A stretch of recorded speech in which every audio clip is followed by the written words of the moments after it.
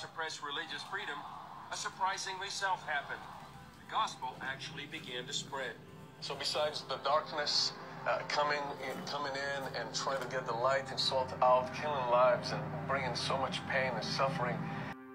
Rakyatku.com menerbitkan sebuah berita baru yang berjudul Iran ternyata memiliki gereja dengan pertumbuhan tercepat di dunia. Sebuah film dokumenter baru mengungkapkan bahwa Iran memiliki gereja dengan pertumbuhan tercepat di dunia. Film ini berjudul Sheep Among Wolves Volume 2 yang diartikan Domba di antara serigala Volume 2. Ini disutradarai oleh Dalton Thomas dan diproduksi oleh Frontier Alliance International Studio. Dalam film ini, orang-orang di Iran dikatakan telah melarikan diri dari Islam dan berbondong-bondong berlutut kepada Yesus dalam gerakan Kristen bawah tanah. Bagaimana jika saya katakan bahwa Islam sudah mati? Kata seorang pemimpin gereja Iran yang tidak dikenal dalam film tersebut. Bagaimana jika saya katakan bahwa masjid-masjid kosong di dalam Iran? Bagaimana jika saya katakan tidak ada yang mengikuti Islam di dalam Iran? Apakah Anda percaya padaku? Inilah yang terjadi di Iran.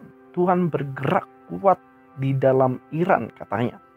Film dokumenter ini diberi judul berdasarkan ayat Alkitab Matius 10 ayat 16 yang mengatakan, "Lihatlah, aku mengutus kamu keluar sebagai domba di tengah-tengah serigala.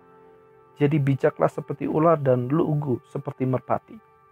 Seorang pemimpin gereja bawah tanah Iran menjelaskan bahwa tujuan mereka bukan merintis jemaat, melainkan memuridkan orang-orang. Murid-murid meninggalkan dunia dan berpegang teguh pada Yesus, kata pemimpin itu. Murid tidak terlibat dalam perang budaya. Orang yang bertobat. Dan pendeta menjelaskan bahwa semua yang mereka lakukan di bawah tanah dibangun berdasarkan doa. Kami menemukan orang-orang yang damai melalui doa. Yesus telah datang dalam mimpi mereka atau dia datang secara ajaib dalam hidup mereka. Not limited to ISIS-controlled areas. It's a phenomenon happening throughout the Middle East. CBN News met with some visiting Iranians to Kurdistan who wanted to share their stories. We've concealed their identities for their own protection. One night when I was in bed, I had a dream, and the light was speaking as I'm speaking to you now. It was calling my name verbally and saying, "Come to me, I will save you and I will rescue you." But I didn't understand. That decision soon followed for Abby and her mother. About 7 months ago, we made our own decision to follow Jesus with all our heart. When we came here, they explained about the life of Christ and the kingdom of God according to the gospel. Here we realized that my dream was of Jesus. He is calling us to give us salvation and to give us rest, to give us life. I asked what danger she faces back in Iran. If people knew about my faith, I would be rejected. This is a type of social persecution. If the government knew about my faith, I would be executed or hung in the street at once. Claire came to faith through scripture and a friend. When I was reading the Bible, I couldn't ask others to explain the passage. When I went to university, I met an Armenian girl. I asked her so many questions. How did they live? How did they worship? Many things like that about the Christian life. Her answers brought me to make my own decision. It changed her life. Christ brought me many blessings.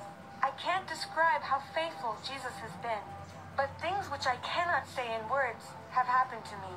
Whenever I am praying and I'm lifting up my spirit towards God, I do believe and I feel the hand of God touching my heart and shaking my heart. This man, we'll call Dennis, also had a dream. In the dream, I still remember some marks on his face and that he was wearing a crown, a king's crown on his head. A strong brightness came out of each part of his body, and many people were bowing down before him. That dream is still alive in me, and it's with me every day. I remember feeling like I saw heaven. He showed me many different things since I believed in Jesus, but that dream became a turning point in my life. I asked him if others are coming to Jesus inside Iran. Yes, many people are coming to Christ through dreams. You can't imagine how Jesus is appearing to people. I feel like everybody's looking for a home, looking for the truth. What the Iranian people are going through right now is very difficult. The only one who can change that situation is Christ himself. So please pray and ask others to pray for the people of Iran to experience the power of the resurrection. Iran's mullahs try to quench Christianity in their Islamic Republic.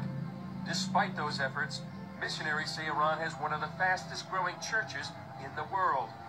While politics and extremists rearrange the Middle East, Fabian and others say the Holy Spirit is working at a much higher level to change lives. The harvest is very ripe and people are desperate.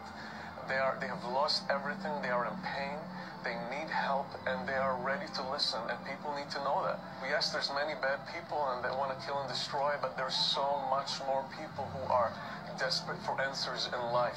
And we as the light and salt, we need to be here for such a time as this, to be his voice and be his hand and bring the gospel of the kingdom to their lives.